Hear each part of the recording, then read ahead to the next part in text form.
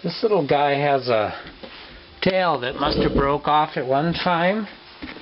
This is in the Meals Museum, but not sure exactly how it happened.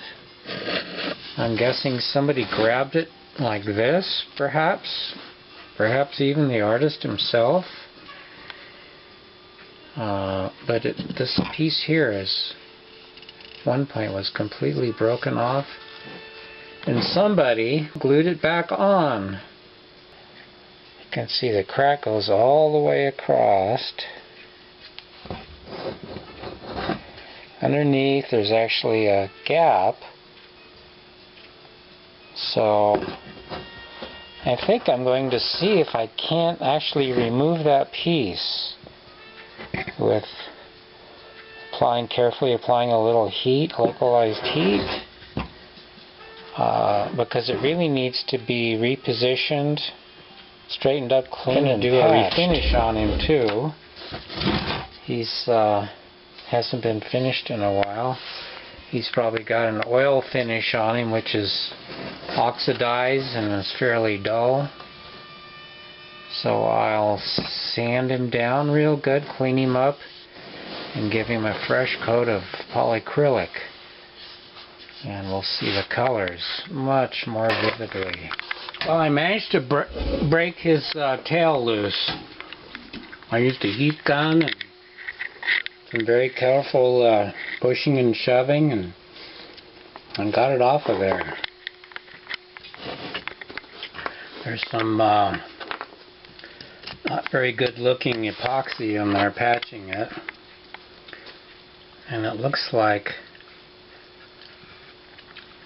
it didn't really stick very well. I've been scraping on these poorly glued surfaces for 2 days now to get all the old glue off that shouldn't be there, to get them to fit properly so I can do a perfect restoration. If you have some of Emil's artwork and it's broken and you're tempted to get the glue gun and stick it together, please don't. It's so much extra work to actually restore it to where you can't really see that it's ever been broken. Get a hold of us and we'll be happy to take care of it for you and get your beautiful Emil Norman creation back to life the way it should be. So I'm about ready to put these together. Got the tail all glued back on.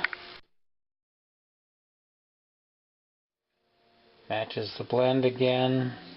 There's no finish on this now, so this is just a naked piece.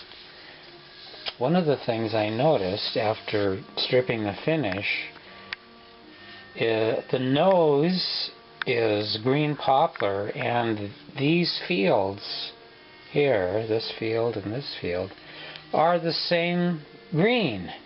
So this is probably poplar sawdust, saw powder in the epoxy as the mastic. Yeah, I'm getting ready to prime it. So I actually shine the material with a triple aught or quadruple aught steel wool, and actually brings an optical clarity to the wood, epoxy, and embedments themselves, because they all have resin in them, and they're all soft enough they respond to the steel wool very nicely. So I try to get it as optically clear as I can.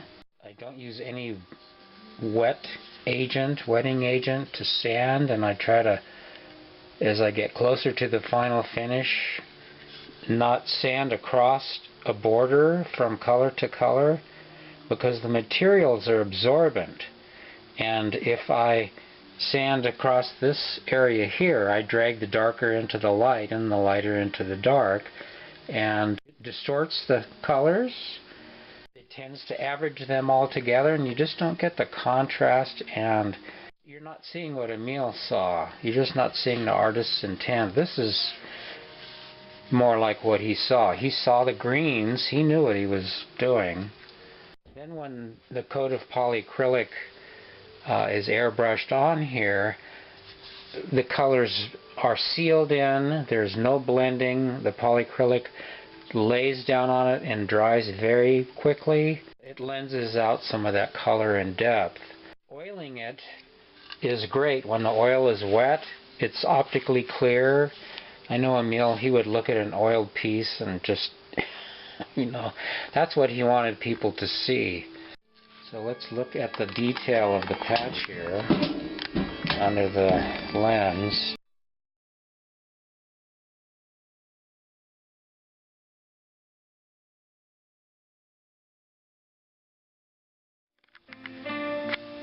Here's our little friend with a brush coat of sealer on him.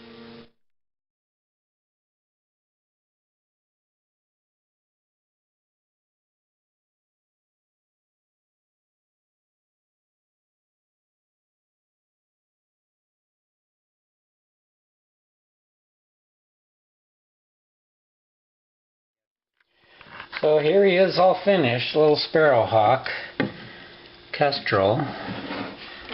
That patch is completely invisible. And he's got a nice sheen on him. He's going to go back in stock.